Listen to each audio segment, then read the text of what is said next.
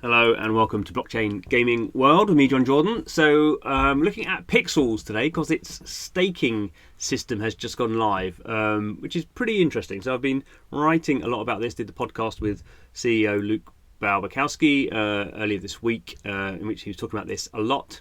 And this is part of a sort of a big overhaul of what's going on with Pixels and the Pixels token. And there'll be a new token called VPixel, which is can only be staked or spent, or has limits around it if you want to cash it out. So anyway, this is sort of part of the wider ecosystem play. So obviously Pixels uses the Pixel token. Pixel Dungeons, released end of last year, also uses the Pixel token. That's more of a sort of a simple sort of game where you run around collecting Pixel and trying to blow up other players and nick their Pixel. Bit of a Bomberman sort of vibe going on there.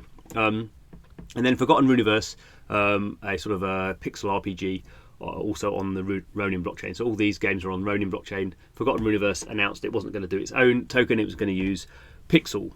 So obviously Pixel and its VPixel token. So what's going on here? So this is clearly like a normal staking system. So where you would stake your a token into, often you would stake it into a liquidity pool or maybe a validator node. And the reward for doing that is you would get more of the tokens you have staked. Not normally that'd be a situation. Sometimes it's other tokens if they have a utility token, something like that. But anyway, this is nothing new in terms of staking. What's interesting here is obviously this is games. So you're not doing anything in the games. You don't have to play the games. You can just think of this as a sort of a voting mechanism. Ignore the APRs; these are wrong. This is because I don't quite know why, but Pixels has said because the system's just setting up. These are going to settle down over the next few days. At the moment, it's sort of I guess because of the reward system. It's not. It knows a lot of rewards are going to happen every day.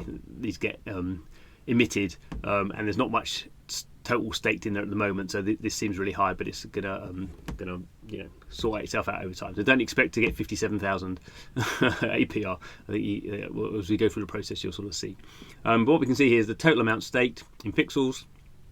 So what's that? 15 million pixels, which isn't that much. I can't do the calculation at the moment, but it's I think a pixel is a few cents at the moment, so under $1 million. So the total rewards coming out is 300. So that's sort of nothing. That's like what would that even be? Like $10 maybe. So this system is sort of starting from zero. So 3 games, and this is how many wallets are staking. So that's sort of interesting. From that point of view, we're getting about 30,000 daily active unique wallets on Pixels at the moment. So how many of those will be staking? Sort of hard to judge. This Pixel token is still going down in price, so probably a lot of people who don't hold Pixel token, they just sell it. So for people to get back in, you're going to have to start buying Pixel token. Obviously not investment advice.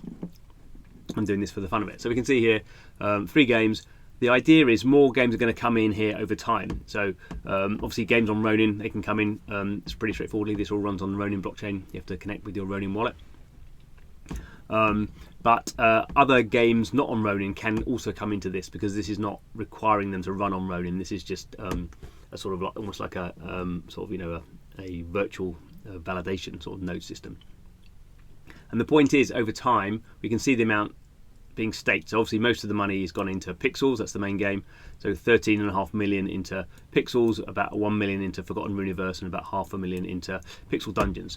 And the point is, these will have different returns on investment. So this is going to be sort of driven by sort of an overall reward system, and the more that is staked in these games over time, the more rewards they'll get, and then the games can choose to a degree how much of that of reward they get in, because there's Pixels tokens being admitted all the time from the treasury, and so the games can sort of take that into their treasury if they want to, but if they're not giving high enough reward back to the people who are staking, then obviously people are going to take their Pixel token out of, say, Forgotten Runiverse and stick it in Pixel Dungeon if Pixel Dungeon is giving loads more rewards. Obviously this doesn't work so well with 3 games, but as more get added in here, you'll get more competition, and also Obviously this is in a sense a way of games generating sort of revenue in the Pixels token, but also they have some games, if some games doing really well in its own token, it can start giving away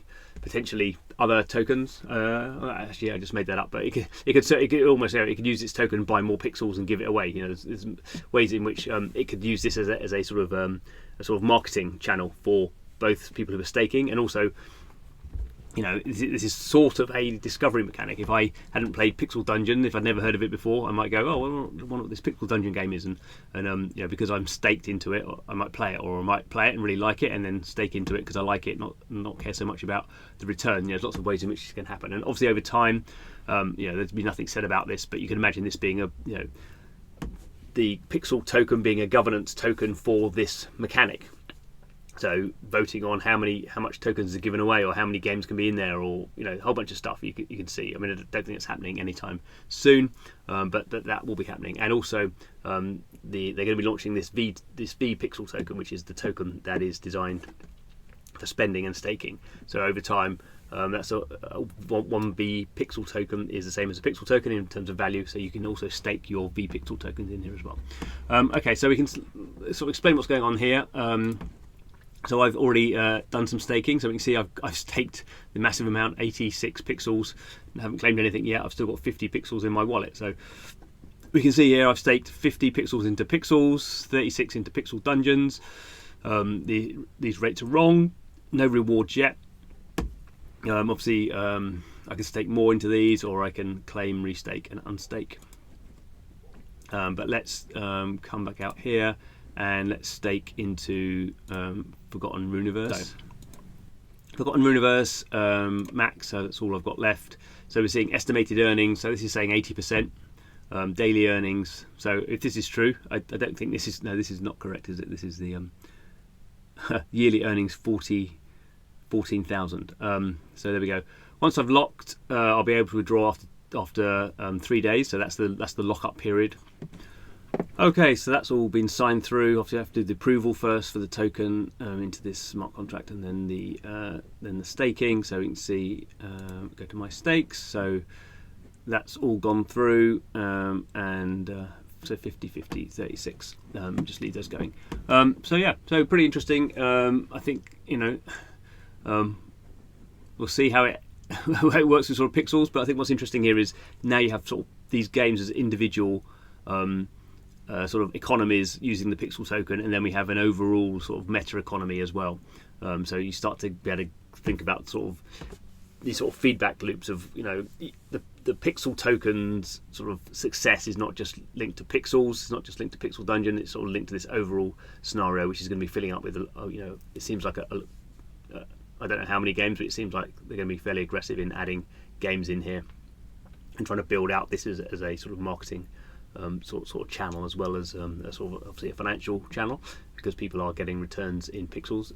In one sense, you're giving away Pixels, which means people are going to sell them. But I think the idea is people in the Pixels game, if they get Pixels, they just go and sell them straight away. If you're in a staking environment, then you've already decided you had Pixels, you had Pixel token, and you could have sold it, but you didn't. You staked it. So what generally I think happens more often is you get Pixel staking rewards, and then you take that Pixel and then you restake it. I guess we'll see over time whether that has any impact on the price of things. But I think it's a really cool feature, and I'm sure we'll probably try over time see more sort of games or more ecosystems doing this sort of thing. You could absolutely imagine something like Immutable or some of these other sort of bigger game blockchains having something like this. It's not that complicated to set up, I shouldn't think, and it just once these things become a standard, then obviously everyone's using them.